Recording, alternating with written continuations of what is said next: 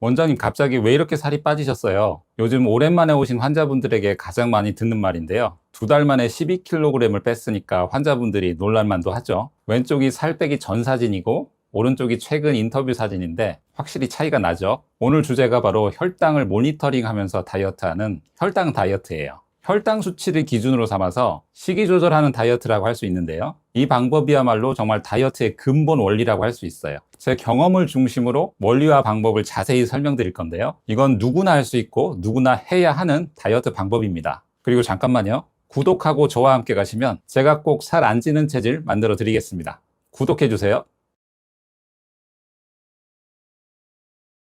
혈당 다이어트의 핵심은 단순한데요. 이 원리를 알아야 혈당을 조절하기가 훨씬 수월해지니까 제가 쉽게 설명드릴게요. 결론을 먼저 말씀드리면 혈당을 안정적으로 유지해서 인슐린 분비를 조절하고 그 결과 지방이 저장되는 걸 막는 거예요. 혈당은 쉽게 말해 피 속에 둥둥 떠다니는 설탕이라고 할 수 있는데요. 음식을 먹으면 영양분이 포도당 형태로 혈액 속으로 흡수가 돼요. 이 혈당이 높아지면 췌장에서 인슐린이 나와서 출동하고요. 인슐린은 일종의 택배기사처럼 피 속에 있는 포도당을 빼내서 세포 구석구석 전달하는데요. 여기서 중요한 건 인슐린의 또 다른 얼굴이 바로 지방 저장하는 호르몬이라는 점이에요. 결국 공식은 이겁니다. 혈당이 급상승하면 인슐린이 대량으로 나오고 지방 저장 스위치가 켜지는 거죠. 혈당 다이어트는 이 악순환을 끊는 겁니다. 혈당이 급격하게 오르는 혈당 스파이크를 막으면 인슐린이 적게 나오고 우리 몸의 지방 저장 모드가 지방을 태우는 모드로 전환되는 거죠. 이걸 하기 위해 동전 크기만한 연속 혈당 측정기라는 걸 몸에 이렇게 붙이고요. 스마트폰으로 전송되는 24시간 혈당 수치를 보면서 먹을 것을 조절하는 거예요. 다이어트가 추측이나 짐작이 아니라 정확한 과학이 되는 거죠. 그런데 여기서 의문이 들 수 있어요. 그냥 칼로리만 줄이면 되는 거 아닌가요? 이렇게 생각하실 수 있는데요. 놀랍게도 2020년에 네이처지에 올린 세계적인 비만 전문가들의 선언문을 보면 칼로리를 덜 섭취하고 운동으로 더 많은 칼로리를 쓰면 살이 빠진다는 가정은 틀렸다고 했어요. 충격적이죠? 생각해 보세요. 똑같은 1000kcal를 먹어도 누구는 살이 찌고 누구는 살이 안 찝니다. 이 차이를 만드는 가장 큰 요인이 혈당과 인슐린이에요. 저는 국밥이나 김밥, 떡 같은 흡수가 잘 되는 정제 탄수화물을 먹으면 혈당이 200까지 쉽게 올라요. 혈당 스파이크가 있는 거죠. 저도 연속 혈당 측정기를 쓰면서 혈당 스파이크가 있다는 걸 알았는데요. 그래서 저는 식후 1시간에서 1시간 반 사이에 올라가는 최고 혈당을 160m로 맞추기로 목표를 정했어요. 거기에 맞춰서 식단과 운동을 조절했는데요. 제가 그대로 했던 실천 방법들을 가감없이 전달해 드릴게요. 너무 쉬우니까 그대로 한번 따라해 보세요.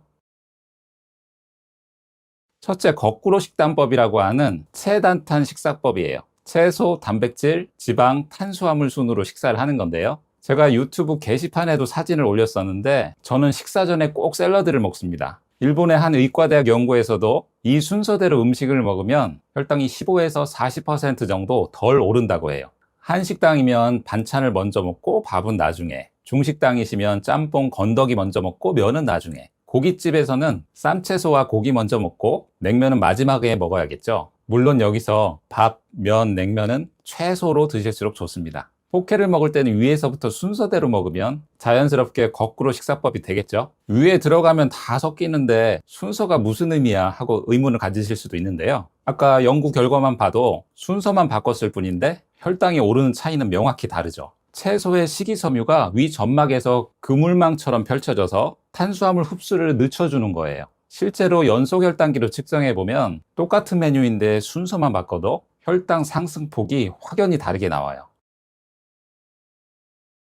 두 번째로 중요한 건 아침 첫 식사인데요. 아침 브렉퍼스트란 말이 브레이크와 패스트를 합친 거잖아요. 단식을 깨는 거죠. 금식 후 첫 식사라서 위장이 비어 있으니까 흡수가 굉장히 빨라요. 그래서 아침 식사가 혈당 다이어트의 승부처인데요. 공복 상태에서는 인슐린 민감도가 가장 높은데 이때 빵이나 시리얼 같은 탄수화물을 먹으면 혈당이 정말 로켓처럼 튀어오릅니다. 실제로 연속 혈당기로 측정해보면 토스트 2장이 혈당을 200까지 올리는 경우가 있어요. 이렇게 되면 아침부터 인슐린이 폭발적으로 나와서 혈당이 또 순식간에 곤두박질 치죠. 그럼 배고픈 느낌이 참을 수 없게 오는데요. 식곤증이 심하게 오는 이유가 바로 이거예요. 이렇게 아침부터 혈당 롤러코스터를 타면 하루 종일 배고픔과 싸워야 돼요. 그런데 반대로 세컨드 밀 효과라는 게 있는데요. 아침에 단백질과 지방 위주로 먹으면 점심, 저녁에 혈당이 덜 오르게 돼 있어요. 첫 단추를 잘 끼우면 하루 종일 혈당이 안정적으로 가는 거죠. 제가 먹은 아침을 소개하자면 일단 계란 2개 먹고요. 구운 계란 먹기도 하고 삶은 계란 먹기도 해요. 거기에 좀 텁텁하니까 무가당 두유 먹고 장 건강까지 챙겨주는 그릭 요거트 먹습니다.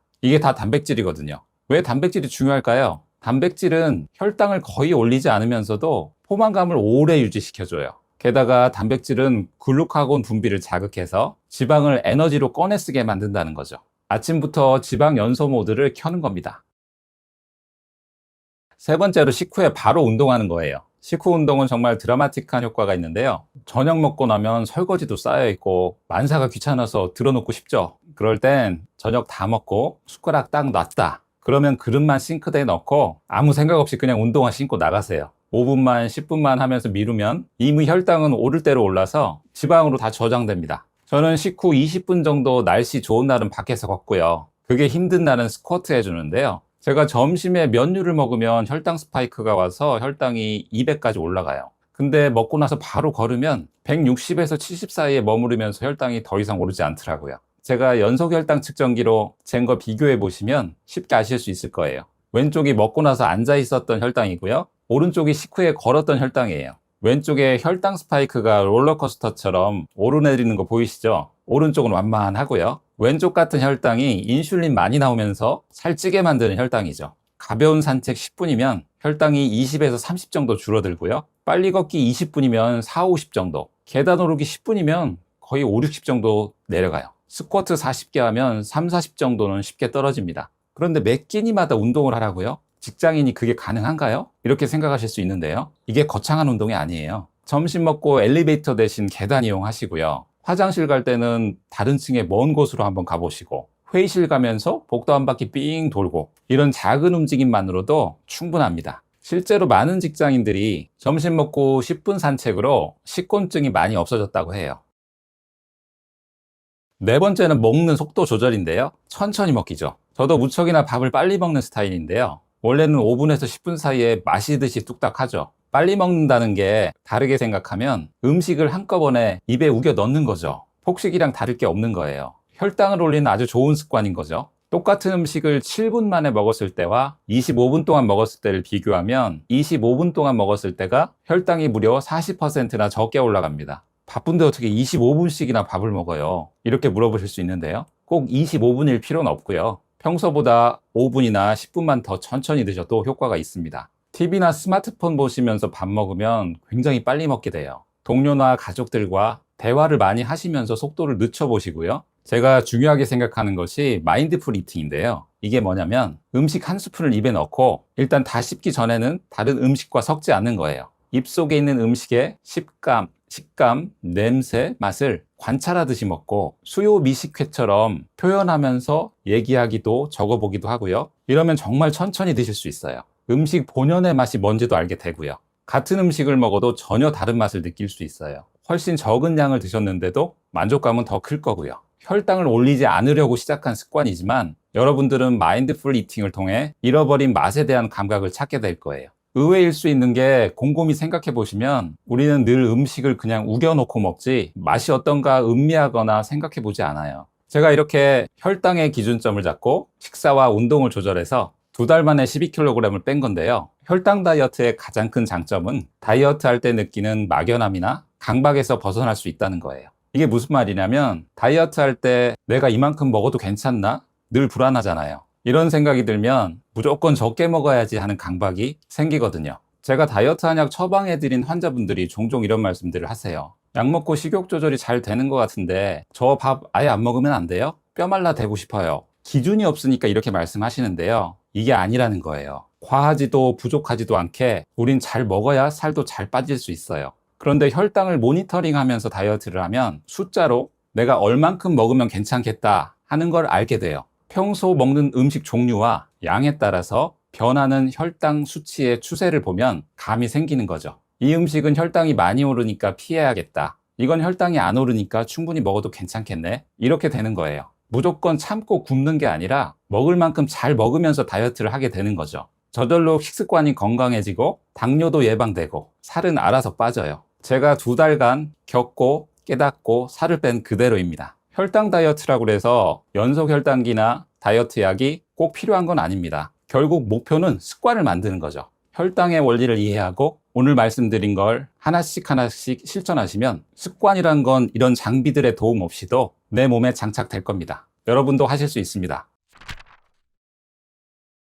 혈당 호르몬 타입의 하루는 대체로 이래요. 점심 먹고 나서 오후 3시쯤 되면 머리에 안개 끼는 것 같은 경험해 보신 적 있으시죠? 회의 중인데 갑자기 집중이 안 되고 눈이 저절로 감기고 단계 엄청 땡기는 거죠. 서랍에서 초콜릿 2-3개 허겁지겁 막 까먹고 나면 금세 괜찮아져요. 신기하죠? 근데 더 신기한 건 이게 매일 하루 종일 반복된다는 거예요. 오전 11시에도 오후 3시에도 밤 10시에도 그때마다 뭔가 먹으면 괜찮아지고 안 먹으면 불안해지고 심하면 손까지 떨려요. 왜 밥 먹고 나면 금세 졸리고 나른하게 축 처지고 금방 또 단계 땡길까요? 비유를 한 가지 해볼게요. 현관문 자물쇠에 녹이 슬면 열쇠를 꽂아도 안 열리죠. 그럼 더 세게 돌려보고 열쇠 2개, 3개 바꿔가며 해보잖아요. 우리 몸에도 똑같은 일이 일어납니다. 밥을 먹으면 혈당이 올라가고 췌장에서는 인슐린이라는 열쇠가 나와서 세포문을 열고 온몸 세포 구석구석으로 포도당을 보내야 해요. 그런데 혈당 호르몬 타입 M코드인 분들은 이 세포의 자물쇠에 녹이 들어 있어요. 의학적으로 인슐린 저항성이라고 하죠. 세포문이 안 열리니까 췌장이 당황을 해서 인슐린 열쇠를 2배, 3배, 심하면 5배까지 쏟아냅니다. 그러다 갑자기 자물쇠가 열리면 어떻게 될까요? 이미 너무 많이 나와 있던 인슐린이 한꺼번에 피 속에 있던 혈당을 세포 안으로 쓸어 넣어버려요. 이렇게 되면 혈액 속에 있던 혈당이 바닥을 찍게 되고 몸에서는 비상벨 2개가 동시에 울립니다. 하나는 뇌예요. 뇌는 포도당 에너지로 돌아가는데 포도당이 부족해지니까 머리가 멍해지고 단계 미치도록 먹고 싶어집니다. 다른 하나는 부신에서 울려요. 여기서 아드레날린을 확 쏟아내면서 손이 떨리고 식은땀이 나고 심장이 쿵쿵거립니다. 아드레날린은 원래 위험한 상황에서 나오는 전투 호르몬이에요. 혈당이 너무 떨어지니까 몸이 생명의 위협을 느끼고 비상 스위치를 켠 거예요. 이게 바로 혈당 롤러코스터인 거죠. 근데 여기서 진짜 무서운 건 따로 있습니다. 인슐린이 높은 상태에서 지속되면 우리 몸은 하루 종일 저장 모드가 계속돼요. 지방세포한테 문을 잠가, 절대 내보내지 마, 이렇게 명령을 합니다. 여러분 잘 생각해 보세요. 열심히 운동하고 밥도 줄이고 그런데도 뱃살이 안 빠진다. 그건 지방을 태울 수 있는 문이 잠겨 있기 때문이에요. 열쇠가 아무리 많아도 자물쇠가 녹슬면 문이 안 열리는 거죠. 물만 먹어도 살찐다고 하시는 분들, 과장이 아니었던 거예요. 그리고 이렇게 차고 넘치는 인슐린이 지방을 저장할 때는 특히 내장 지방 쪽으로 몰아넣습니다. 팔다리는 그대로인데 윗배만 딱딱하게 튀어나온 이유가 바로 이거예요. 그 배가 물렁하지 않고 딱딱한 건 피하 지방이 아니라 내장 지방이기 때문이죠. 자, 그러면 내가 혈당 호르몬 타입 M코드인지 어떻게 확인할 수 있을까요? 먼저 증상부터 3가지를 체크해 보세요. 첫째, 식후 서너 시간쯤 되었을 때 갑자기 멍해지거나, 두 번째로 혹은 손이 떨리거나, 세 번째로 단 것을 먹으면 1, 2분 내에 증상이 싹 사라진다. 하루에 이런 일이 여러 번 반복된다. 그리고 이번엔 건강검진표를 꺼내보세요. 첫째, 공복 혈당 100 이상, 8시간 이상 굶고 잔 혈당인데 100이 넘었다? 밤새 아무것도 안 먹었는데도 자물쇠가 녹슬어서 포도당이 세포 속으로 못 들어간 거예요. 100에서 125 사이가 당뇨 전 단계, M코드인 분들 가운데 가장 많이 걸리는 구간이에요. 둘째로 당화혈색소 5.7% 이상, 공복 혈당이 그날 아침만 보여주는 하루짜리 시험이라면 당화혈색소는 2-3개월치 평균 성적표예요. 벼락치기가 안 통하죠. 공복 혈당이 정상이어도 이게 높으면 식후 혈당 스파이크가 심하다는 뜻이에요. 셋째로, 이건 조금 복잡한데요. 중성지방 나누기 HDL이 3 이상, 가장 숨은 지표예요. 건강검진표에서 두 수치를 찾아서 나눠보세요. 예를 들어 중성지방이 180에 HDL이 45면 180을 45로 나누면 4죠. 이게 3을 넘으면 인슐린이 과잉 분비되고 있다는 간접적인 증거거든요. 넷째로, 체중은 정상인데 배만 나온 경우, 허리둘레를 키로 나누어서 0.5 이상이면 내장지방 적신호예요. 키 170이면 허리 85부터, 키가 160이면 80부터겠죠. 체중계는 그대로인데 바지만 안 맞는 분들, 이게 마른 비만, M코드의 전형적인 체형이에요. 앞에서 말씀드린 증상 3가지와 건강검진표 4가지 수치, 이 7가지에서 4가지 이상 해당되신다면 M코드를 의심해 볼 수 있는 거죠. 근데 여기서 정말 중요한 걸 말씀드릴게요. 이거 많은 분들이 모르시는데요. M코드 분들 중성지방이 높게 나오면 보통은 기름진 걸 많이 먹어서 그런가 삼겹살부터 줄이거든요. 그게 아니에요. M코드의 중성지방은 기름이 아니라 탄수화물 때문이에요. 과잉 인슐린이 처리 못한 탄수화물을 간에서 지방으로 바꿔버린 거예요. 삼겹살이 아니라 밥 먹는 방식을 바꿔야 돼요. 이걸 모르면 방향 자체를 완전히 잘 못 잡게 되죠. 이제 그럼 뭘 어떻게 바꿔야 하느냐? 혈당 호르몬 타입 M코드의 1순위 전략은 식사법이에요. 다른 코드에서도 인슐린 저항성이 생기고 혈당 스파이크가 올 수 있어요. 코드별로 해결 방법 우선순위가 다르다는 거죠. 참고로 C코드 수면 스트레스형은 잠자는 게 먼저고요. S코드 근육 감소형은 근력 운동을 해야 혈당이 안정돼요. 코드마다 1순위가 다 다릅니다. M코드는 밥 먹는 방식을 바꾸는 게 가장 먼저예요. 첫째, 먹는 순서를 바꾸세요. 밥상에 음식이 쫙 깔리면 뭘 먼저 드세요? 대부분 밥부터 한 숟가락 드시죠. 이걸 바꾸는 거예요. 밥이 아니라 채소 반찬부터, 그리고 고기나 생선 같은 단백질, 밥은 맨 나중이죠. 같은 밥상인데 순서만 바꿔도 식후 혈당 스파이크가 최대 37%까지 낮아진다는 연구가 있어요. 식사 초반에 채소를 먼저 먹으면요, 소장 내벽에 끈적끈적한 그물망이 생기는 거예요. 이렇게 그물망을 쳐놓으면 나중에 들어오는 탄수화물과 당분을 붙잡아서 빨리 통과를 못하니까 천천히 흡수시키는 거죠. 단백질은 3대 영양소 중에서 소화가 가장 오래 걸려요. 위에서 단백질을 분해하는데 시간이 걸리기 때문에 단백질을 먹은 후에 들어오는 탄수화물이 소장으로 넘어가는 속도 자체가 물리적으로 느려지는 거죠. 섬유질이 소장에서 그물망을 치는 거라면 단백질은 위장에서 탄수화물이 빨리 못 넘어오게 장애물을 만드는 거죠. 갈비탕이 나왔다. 밥 말지 마시고 고기부터 건져 드세요. 비빔밥은요, 비비지 마세요. 비비는 순간 와구와구 혈당 폭탄을 떨어뜨리는 거죠. 나물이랑 고기를 먼저 먹고 밥은 나중에 조금씩 섞어가면서 비빔밥 느낌만 느껴보세요. 둘째로 탄수화물을 끊지 마세요. 바꾸는 거예요. 흰쌀밥은 잡곡으로, 과일 주스는 생과일로,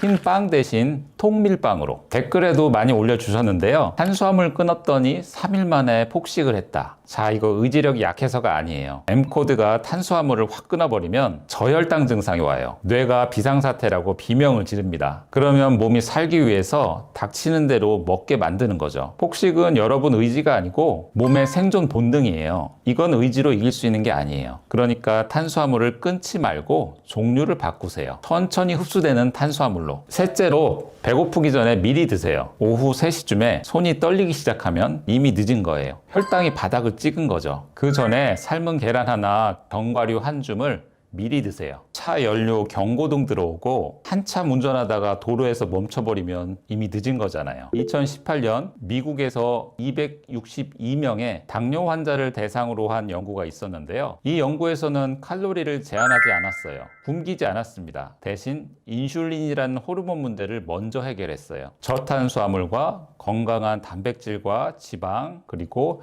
야채를 먹는 식단이었는데요. 그랬더니 체중이 의미 있게 빠지기 전 2주에서 4주 만에 혈당 지표가 먼저 좋아졌어요. 그리고 그 뒤를 따라서 1년 동안 평균 13kg이 빠졌습니다. 이런 것처럼 결국 M타입은 살을 빼기 위해서 혈당을 안정시키는 게 우선이라는 말이죠.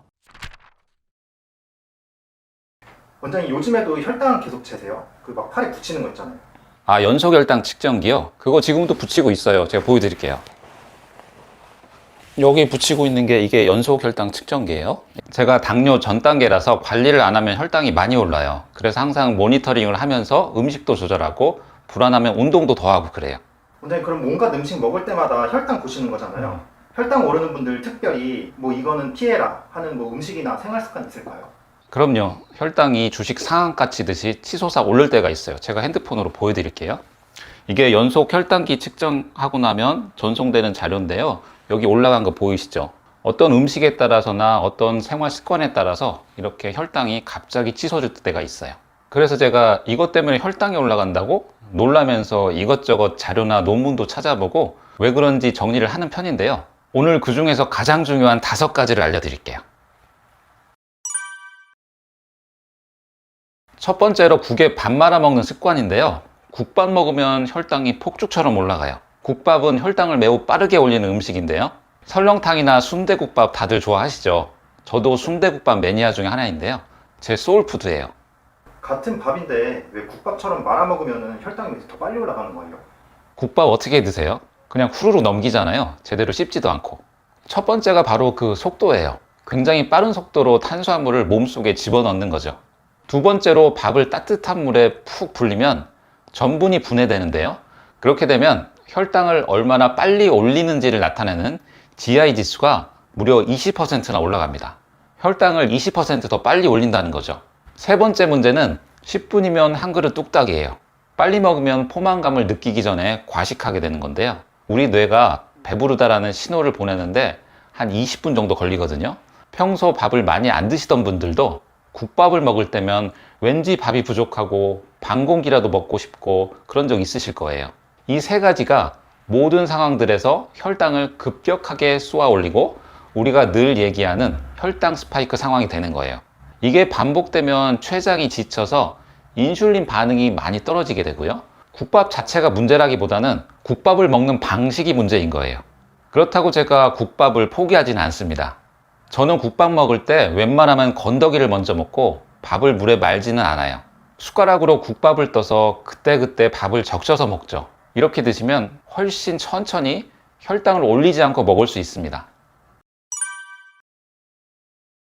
두 번째로 이거 정말 중요한 건데요. 물을 제대로 안 마시는 거예요. 이게 진짜 많은 분들이 간과하시는 부분인데요. 우리 혈액 속 당 농도는 결국 혈액량에 따라 달라지는 거잖아요. 예를 들어 볼게요. 컵에 설탕 2스푼을 넣었다고 치면 물을 가득 채우면 연한 설탕물이 되는데 물을 조금만 넣으면 시럽처럼 진해지겠죠. 우리 몸도 똑같아요. 수분이 부족하면 혈액이 농축되면서 혈액 속에 같은 양의 당이 들어있어도 혈당 수치가 확 튀어버려요. 게다가 혈당이 180을 넘어가게 되면 신장에서 재흡수를 하지 못하고 소변으로 당하고 물이 함께 빠져나가기 때문에 물은 더욱 부족해지고 탈수되면서 목마름이 심해지죠. 당뇨 환자들이 목마름이 심한 건 이것 때문이에요. 물 대신에 뭐 녹차나 보리차 같은 거 마시면 안 돼요? 뭐 그런 것도 다 똑같은 수분 아닌가요? 아, 좋은 질문이에요. 무가당 차는 괜찮아요. 보리차, 옥수수차 이런 건 물이랑 비슷하거든요. 근데 커피나 홍차처럼 카페인이 들어간 건 조심하셔야 돼요. 카페인이 이뇨작용을 하거든요. 화장실을 더 자주 가게 만들어서 오히려 탈수를 유발할 수 있어요. 하루에 최소 1.5리터, 여름이나 운동 많이 하시는 분들은 2리터 이상 드셔야 되는데요. 여기서 중요한 건 물이나 무가당 차여야 한다는 거예요. 주스나 음료수, 이온 음료는 당이 들어있어서 조심하세요. 원장님, 근데 같은 밥인데 왜 밤에 먹으면 더 뭐 혈당이 오르는 거예요? 그건 단순히 야식이라서가 아니라 우리 몸의 생체 시계 때문에 그래요. 우리 몸은 낮에는 에너지를 태우는 모드로 활동하고요. 밤에는 회복하고 저장하는 휴식 모드로 전환이 돼요. 그런데 저녁에 이런 휴식 모드의 음식을 먹으면 몸의 리듬이 어긋나면서 대사가 꼬이기 시작하는 거죠. 밤에는 췌장의 인슐린 분비 능력도, 근육과 간의 인슐린 감수성도 낮아져요. 그러니까 인슐린이 덜 나오고 나와도 작동을 잘 안 하는 거죠. 그 결과 같은 음식을 먹어도 혈당이 더 높고 더 오래 유지가 되는 거예요. 혈당이 내려가지 않으면 췌장은 인슐린을 계속 만들어내는데요. 그래서 처음엔 인슐린이 적게 나오지만 나중엔 오히려 높은 상태로 오래 유지가 돼요.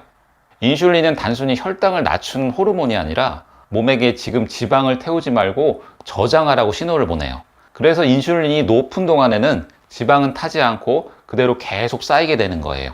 게다가 밤에는 잠잘 때 나오는 호르몬인 멜라토닌이 올라가면서 췌장의 인슐린 분비를 더 억제하고 근육의 포도당 흡수도 떨어뜨려요. 결국 혈당은 높고 인슐린은 오래 남고 지방은 저장되는 구조가 완성되는 거예요.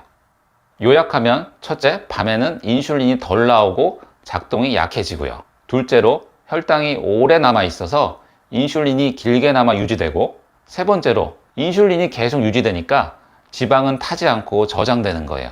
그래서 밤 9시 이후 야식이 살이 되는 이유가 여기 있습니다. 저녁은 가능한 한 활동 시간대인 6시에서 7시경에 끝내시고요. 그 이후에 10시간에서 12시간의 공복을 유지하는 게 좋아요. 그래서 간헐적 단식이 살도 빠지지만 2형 당뇨를 예방하는 효과가 있다고 하는 거거든요. 네 번째로 제로콜라 같은 인공감미료 음료인데요. 이거 여러 나라에서 연구조사 결과가 있어요. 아니 근데 제로 콜라면은 뭐 당이 없지 않아요? 그 혈당에 뭐 영향이 끼치나요? 프랑스에서 10년 동안 9만 명을 조사한 연구 결과가 있는데요. 인공감미료를 꾸준히 섭취한 실험군에서 통계적으로 유의미하게 2형 당뇨 유병률이 증가하는 걸로 나왔어요. 인공감미료가 문제가 되는 건 주로 장내 세균인데요. 인공감미료를 많이 먹으면 우리 장에 유익균이 많이 죽고 유해균이 늘어나게 돼요. 그러면 장에서 독소가 많이 생기면서 염증이 생기고, 염증이 인슐린 수용체를 망가뜨려서 인슐린이 작동을 제대로 못하게 되고 혈당이 잘 안 내려가게 되는 거죠. 또 한 가지는 단세 지방산이라는 물질이 줄어들게 되는 건데요. 단세 지방산은 GLP-1 호르몬 분비를 촉진해서 혈당을 천천히 오르게 도와주는데, 단세 지방산이 안 생기면 혈당이 더 빠르게 올라가겠죠. 마지막으로 미국 메이오 클리닉 연구에 따르면 인공감미료가 리바운드 효과를 일으킨다는 게 밝혀졌어요. 무슨 얘기냐면 이건 제로니까 괜찮아, 안 먹은 셈 칠게 하고 다른 음식을 더 많이 먹게 된다는 거죠. 심리적인 방심이에요. 우리가 인공감미료를 가장 많이 먹게 되는 음식 중 하나가 제로콜라나 사이다죠. 앞에서 설명드린 대로 장내 환경을 바꾸고 심리적 방심을 일으키면서 인공감미료가 결국엔 혈당을 올리고 결과적으로는 당뇨 위험을 높일 수 있다는 거죠. 제로콜라나 제로사이다보다는 당 성분이 없는 탄산수 드시는 게 아무래도 낫겠죠?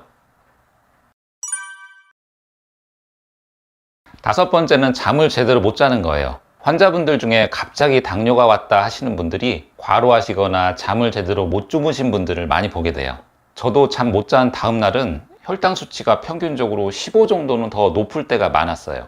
근데 왜 잠을 못 자면 혈당이 그렇게 올라가게 되는 거예요? 혈당이 오르는 이유가 크게 네 가지가 있어요.